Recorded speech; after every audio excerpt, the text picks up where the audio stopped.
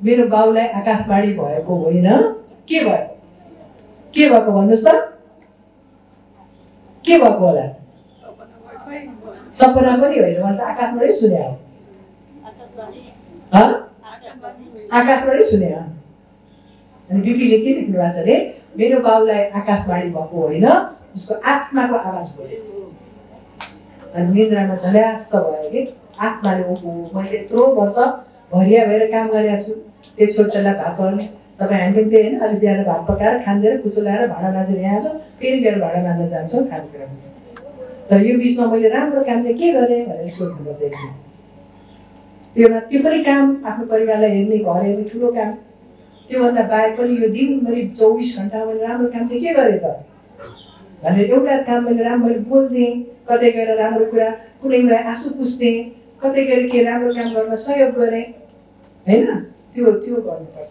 त्यसैले आत्मसन्तुष्टि सबभन्दा ठुलो कुरा हो। आत्मसन्तुष्टि भनेको त्यत्तिकै पाइँदैन, पूजा गरेर मात्रै पाइँदैन।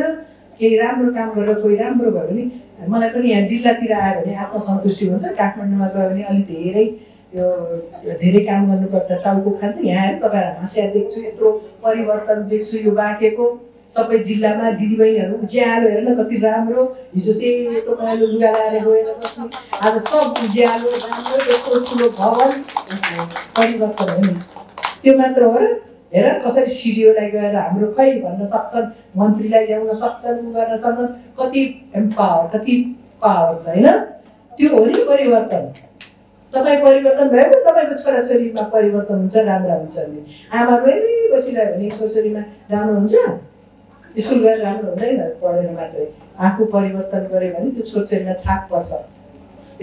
अनि मैले धेरै दिदीबहिनीको छोरछोरी देखाएको छु, आमाकै उसमा हेर्छ कि मेरो पनि छोरछोरीहरू कति सहयोग गर्छन् कि। त्यसरी तपाईँहरूलाई पनि त्यही भने त्यहाँदेखि परिवर्तन गर्नुहोस्। अब म चाहिँ राख्नु पर्यो, धन्यवाद भन्नु। अब कहाँ भनेर मलाई बोलिरह भनेर कहाँ के बोल्ने अब यस्तो भयो। मलाई के प्रश्न छ भने बरु सोध्नुहोस्, तपाईँहरूले के साँच्चीकै यो समूहलाई मलाई के सोध्नुहोस् भने सोध्नु। अब त्योभन्दा बाहेक एउटा कुरा तपाईँहरूले भन्नुभएको छ नि, म अब राष्ट्रिय मानव अधिकार आयोगमा नि गएको भनेको एकल महिलाको आवाजै लान हो। तपाईँहरूलाई राम्रो कुरा हो, तपाईँहरूले मलाई धन्यवाद दिनु ल। एउटा कुरा अब राष्ट्रिय मानव अधिकार आयोगभित्र पनि एकल महिला विधवा महिलाको कुरा कहिले परेकै रहेछ। त्यहाँ 200 वटा अनुसन्धान भएको रहेछ, विधवा भन्ने शब्द पनि देखेन कहीँ पनि। अनि मैले सोधेँ त्यहाँ गएर, विधवा महिलाको सांस्कृतिक अधिकार हुँदैन, मानव अधिकार हनन भएको छैन, विधवा महिलालाई लुगा लाउन नदिया, खान नदिया, अलक्षिण भएको त्यो अधिकार हनन हो कि होइन? हो भन्नुभयो। विधवा महिलालाई केही पनि नदिएको यो विधवा महिला चाहिँ गरिब होइन, गरिबीको रेखामा छैन भने हो। अनि किन आवाज नउठा त भने कसैले भन्नै आएन। त्यस्तो हुन्छ। अब अहिले राष्ट्रिय मानव अधिकार आयोगमा विधवा महिला एकल महिलाको भनेपछि हरेकतिर मात्र पारे होइन।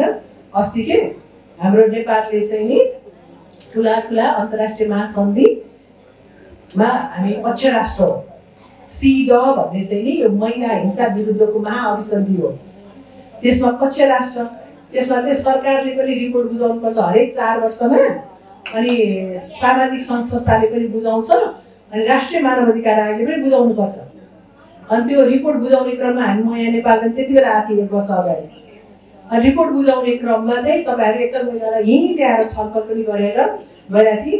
अनि त्यो रिपोर्टमा चाहिँ पहिलोचोटि नेपालका अत्यन्त एकल महिला भनेर बुझ्दैन, विधवा महिलाका अधिकारका बारे यस्तो हनन भएको छ, विधवा महिलाहरू असाध्यै मानव अधिकार हनन भएको वर्ग हो भनेर त्यसरी लेखाएर त्यो रिपोर्टमा पारेको। अब त्यहाँ गएर त्यो रिपोर्ट त 200 पेजको छ, त्यहाँ 5 मिनट बोल्न पाउने। म गएको थिएँ जेनेभा, 5 मिनट बोल्दा चाहिँ अब मलाई महिला आएर हामीसँगै गयो। 5 मिनटभित्र त सबैको कुरा बोल्नु पर्यो। 200 पेजकोलाई 5 मिनटमा ल्याएर युएनमा बोल्न पर्ने। अब त्यहाँ बोल्दा चाहिँ मैले एक लाइन, अब अरू सबैको त समेट्न सकिँदैन, अरू सबै किताबमा छ रिपोर्टमा। 5 मिनट बोल्दा त्यत्रा युएनको अगाडि। अनि त्यहाँ अब एक लाइन चाहिँ यो सुरक्षा भत्ताको कुरा म बोल्छु कि त्यहाँ मन्त्रीदेखि हाम्रा मन्त्रीहरू सबैले भनेर एक लाइन चाहिँ विडोजको राइट्स चाहिँ यसरी हनन भइरहेछ, सुरक्षाको पनि नेपाल सरकारले उ गरेर छैन भनेर एक लाइन हो। मसँग जाने टिमले चाहिँ त्यो भ्याउँदैन नबोल्नु, विडोजको बोले, विधवाको बोलेपछि फेरि अहिले दलित महिलाको पनि बोल्नु छ, मधेसी महिला सबै भन्नु।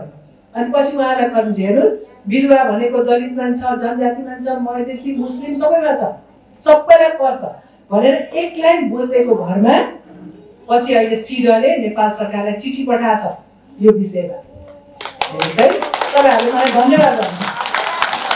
हो त्यसैले पनि एकल महिला नीतिगत रूपमा पुगेपछि पुग्ने मात्रै ठुलो कुरा होइन, म माननीय भए, म जनप्रतिनिधि त्यहाँ पुगेर आफूलाई के गर्यो भन्ने ठुलो कुरा हो आवाज है। त्यसैले तपाईँहरूले अब पनि यो सुरक्षा हाम्रो सुरक्षा कोष हाम्रो किन परिचालन भएन, त्यत्रो करोडौँ रुपियाँ छ हाम्रा दिदीबहिनीलाई यहाँ 1 लाख नभएर कस्तो गाह्रो छ त्यो एउटा कुरा, र अब आउने 84 मा चाहिँ हामी एकल महिलालाई आरक्षण देऊ भन्ने कुरा, दुईटा कुरा तपाईँहरूले उठाएर म हेर्छु बाँकीले कति उठाउँदो रहेछ। म लुम्बिनी प्रदेशलाई नै हेर्छु, भर्खर अध्यक्ष हुनुभएको छ अरुणाजी, तपाईँको जिम्मेवारी लुम्बिनी प्रदेशलाई बेस्ट उठाइदिनुहोस् यही विषयलाई लिएर र प्रचार गर्ने। तपाईँहरू एक दिन म त के भन्छु, अहिले त टिकटक हाम्रो मुखी कसले हेर्न चाहन्छ अब त्यो टिकटकमा नि होइन, त्यो त्यस्तो हामीसँग त त्यो विषय र यसरी हामी एकल महिला यो आवाज के एउटा अलिक त्यस्तो नयाँ कुरा त्यस्ता कस्तो राम्रो टिकटक बनाउनुहुन्छ के टिकटकहरूमा फेसबुकहरूमा त्यो राख्न। अब 2-4 जनाले त्यतिकै बोल्ने, ल हाम्रो सुरक्षा भत्ता सरकारले कहाँ खाइदियो भनेर बोलिदिनु न, सुरक्षा कोष त्यो सुरक्षा कहाँ गयो भनेर बोलिदिनु, अनि पैसाले चाहिँ बोलिदिनुहोस् न।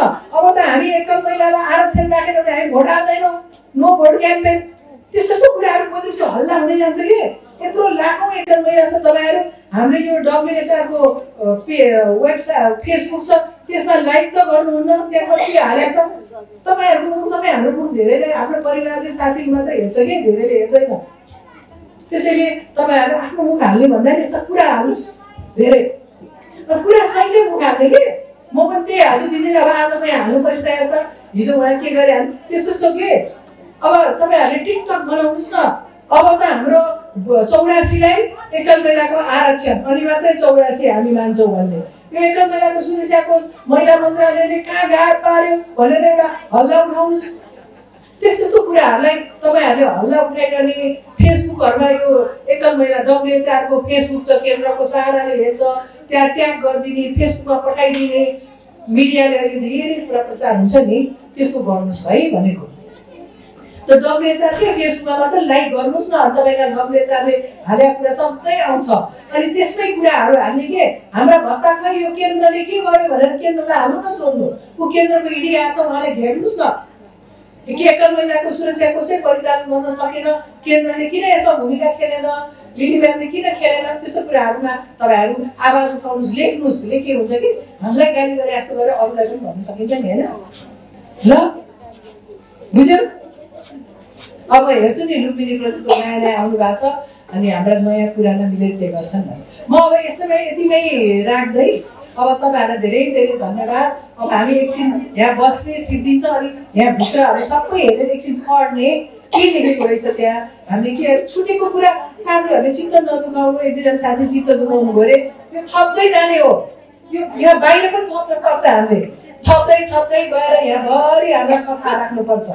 हामी महिलाका एकल महिलाका कथा कसैसँग मसँग फोटो छ, त्यो बेलाको दुःख गरेको बेलाको कथा छ, फोटो छ, ल्याउनुहोस् न। यहाँभरि बाहिरदेखिको फेरि थप्दै जानु यतिले पुग्दैन है। त्यो भन्दै म तपाईँहरूलाई एकदम धेरै शुभकामना है यो बाँकी समूहलाई नै भन्दै